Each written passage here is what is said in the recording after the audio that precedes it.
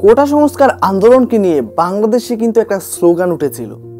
বাংলাদেশে যে স্লোগানটা উঠেছিল সেটা হচ্ছে তুমি কে আমি কে রাজাকার রাজাকার। আর সেটা কেন হয়েছিল সেটা তো তোমরা জানোই।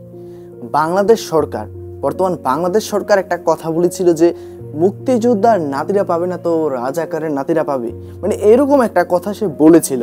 আর ওই কথাটা থেকে কিন্তু একটা স্লোগান উঠেছিল তুমি কে আমি কে রাজাকার রাজাকার। যদি ব্যক্তি হিসাবে একটা বিষয় আপনি দেখতে যান তাহলে কিন্তু যারা এই স্লোগানটা উঠিয়েছে তারা কিন্তু বাংলাদেশেরই নাগরিক, তারা কিন্তু মুক্তিযোদ্ধার কোনো নাতিপুতি ছিল না। তাই তারা মনে করেছে তাদের কি বলেছে তারা রাজাকার রাজাকার। আপনি যদি একটু ভালোভাবে কথাটা শুনেন তাহলে কিন্তু বিষয়টা এরকমই। আর এই আন্দোলনের সময় অনেক ছাত্রছাত্রী নিহত হয়েছে। এই আন্দোলনের সময় যারা নিহত হয়েছে তাদের মধ্যে বেশিরভাগ ছাত্রছাত্রী ছিল মেধাবী এবং এই আন্দোলনে অনেক মায়ের বুক খালি হয়েছে। সে সম্পর্কে তোমরা কমবেশ সবাই জানো। আর এই বিষয়টাকে নিয়েই একজন সিঙ্গার একটা গান বানিয়েছে। সিঙ্গারটার নাম হচ্ছে শান আর তার গানের নাম হচ্ছে রাজাকার। তো গানটা আমার কাছে বেশ ভালো লেগেছে। আর গানটা তোমাদের কাছে কেমন লাগবে আমি জানি না, বাট গানটা শোনার পরে তোমরা তোমাদের মূল্যবান মতামত আমাকে জানাবে। অনেকে হয়তো গানটাকে আগেই শুনে ফেলেছো, আর যারা শুনোনি বা যারা শুনে ফেলেছো চলো গানটাকে তোমাদের সাথে একসঙ্গে দেখে আসি।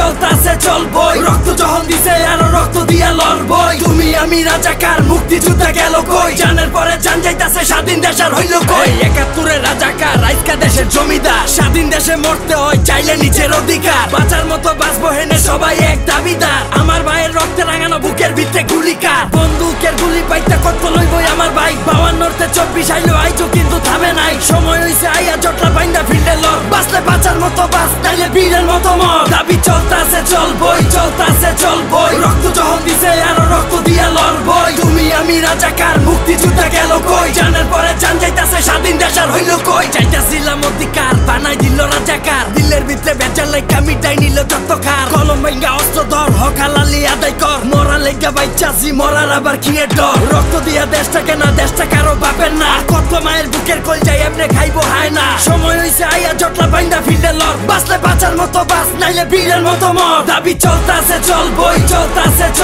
রক্ত যখন দিছে আরো রক্ত দিয়া লড়বই। তুমি আমি রাজাকার মুক্তিযুদ্ধ গেল কই, জানের পরে জান যাইতাছে স্বাধীন দেশ আর হইল কই। চলতাছে চলবই রক্ত যখন দিছে আরো রক্ত দিয়া লড়বই। তুমি আমি রাজাকার মুক্তিযুদ্ধ গেল কই, জানের পরে জান যাইতাছে স্বাধীন দেশ আর হইল কই।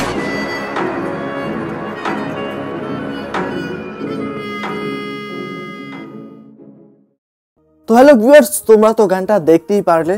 গানটা খুব ছোট কিন্তু গানটার মধ্যে যে কথাগুলো বলা হয়েছে সেই কথাগুলো আসলেই বাস্তব। তোমার কাছে কি মনে হয় অবশ্যই জানাবে কমেন্ট করে।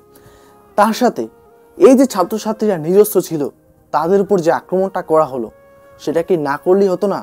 কারণ তাদের কাছে প্রাণঘাতী কোনো অস্ত্র ছিল না, তাহলে কেন তাদের প্রাণ নেওয়া হলো? তারা তো তাদের অধিকারের জন্য আন্দোলন করছিল। এটা গণতান্ত্রিক দেশে অধিকার আদায়ের জন্য আন্দোলন করবে, সেটা কিন্তু দোষের কিছু না, সেটা কিন্তু একদমই বৈধ। স্বাধীন দেশ, এখানে অধিকার আদায়ের জন্য আন্দোলন করবে, এটাই স্বাভাবিক। বাংলাদেশে ১৯৫২ সালে ভাষা আন্দোলনের জন্য কিন্তু ছাত্ররা আন্দোলন করেছিল। রফিক, জব্বর, বরকত এরকম আরও অনেক শিক্ষার্থী কিন্তু সেদিন নিহত হয়েছিল। সেই বিষয়টা বাংলাদেশের প্রতিটা মানুষই জানে। তো এই যে ২০২৪ সালে যে ঘটনাগুলো হলো সেই বিষয়টা কিন্তু ১৯৫২ সালের ঘটনার মতোই। একটা বিষয় চিন্তা করলে আমার কাছে খুবই খারাপ লাগে।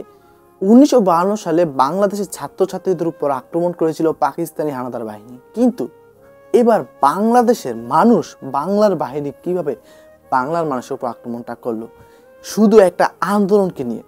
এই আন্দোলনটার মধ্যে ছাত্ররা কিন্তু জাস্ট আদায় করতে চেয়েছিল তাদের অধিকার, তারা কিন্তু কোনো প্রকার আক্রমণ করেনি কারোর উপর।